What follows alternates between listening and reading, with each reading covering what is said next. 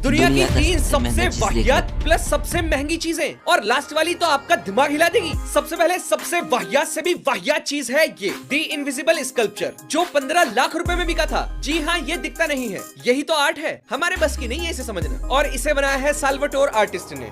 सच में ये कुछ नहीं है, इनविजिबल के नाम पर सी बनाया भर के। मैं बता रहा हूँ, आज मेरे मुंह से गाली निकल जाएगी। अम्मा बहन पे आ जाऊंगा मैं। और जिसने ये खरीदा है ना, उसे जिंदा पकड़ना है। एनीवेज, नेक्स्ट है ये 11 करोड़ की दुनिया की सबसे महंगी जीन्स। ये भी हवा में ही है, पक्की ऑथेंटिसिटी कुछ नहीं, लेकिन ब्रांड पूरा दावा कर रहा है। इसको हाथ से बनाया गया है और कई सारे हीरे जवाहरात लगाए गए हैं। और लास्ट में पेश है इकलौता 11 करोड़ का सोने से बना 22 कैरेट का टॉयलेट पेपर। इससे पोंछते वक्त असली सोने के छोटे टुकड़े झड़ते हैं और चिपक भी